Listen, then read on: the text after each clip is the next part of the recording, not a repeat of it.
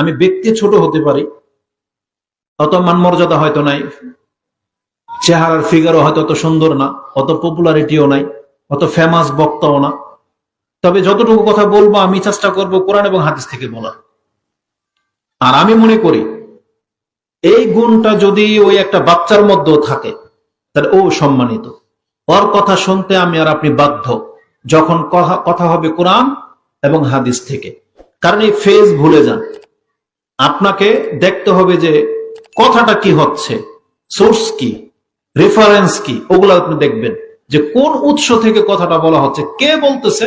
ধরুন আমি tape recorder, ঠিক আছে, এখন টেপ কম দামি হইতে পারে, বেশি দামি হইতে পারে, আপনার টেপের সাথে তো কোনো সম্পর্ক নাই। সম্পর্ক কিসের সাথে? কথার সাথে। এই জন্য কথা মনোযোগ সহকারে শুনতে হবে।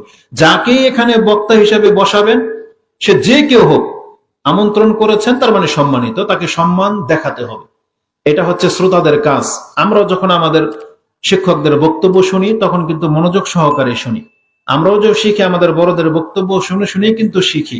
তো এমন কেউ আছেন যে ভিডিও দেখতেছেন বক্তব্য শিখার উদ্দেশ্যে, আর আপনি তখন বাদাম খাবেন, যা খুশি তা করতেছেন, তারপরে টেপ রেকর্ডার বাজতেই থাকে, এমন কি হয়?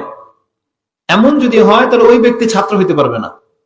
শিখতে হলে আপনি ভিডিও প্লে করেছেন বা অন করেছেন, আপনি মনোযোগ সহকারে কথা শুনতে হবে, তাহলে না সার্থকতা আছে, তখন আপনি কিছু শিখতে পারবেন। তো ওই যে ভিডিও দেখার মতো করেই আপনি এখন আপনার ব্যস্ততা রেখে দিয়ে কথাগুলো শুনতে হবে। আর কথা যদি মনোযোগ সহকারে না শোনেন আর না বোঝেন, এটাও কিন্তু জাহান্নামে যাওয়ার একটা কারণ। এখানে বসলে যেমন নেকি আছে, এখানে বসে হক আদায় না করলে আবার পাপও আছে। এটা অনেকে জানেন না, এই জন্য এগুলাকে মাথায় নিতে হবে। যেমন কেমন পাপ হবে, আপনি ধরেন কথা শুনলেন না, বুঝলেন না, বিশেষ করে এটা শুধু মাহফিলের কেন্দ্রিক শুধু খাস না, জুমার খুতবায় ধরেন, বা কেউ আপনাকে উপদেশ দিচ্ছে, কথা বলতেছে আর আপনি অমনোযোগী, ক্লাসে শিক্ষক বোঝাচ্ছে আর আপনি অমনোযোগী, তাহলে এই ধরনের ব্যক্তিরা কিন্তু জাহান্নামে যাওয়ার একটা কারণ।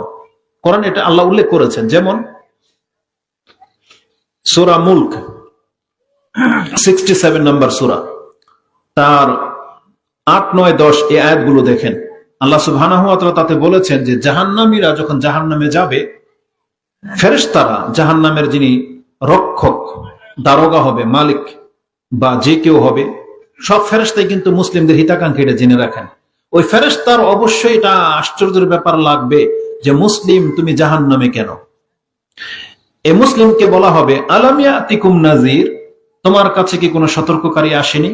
কালু বালা কাদ জাআনা নাযীরুন ফাকাযযাবনা, আমাদের কাছে সতর্ককারী এসেছিল,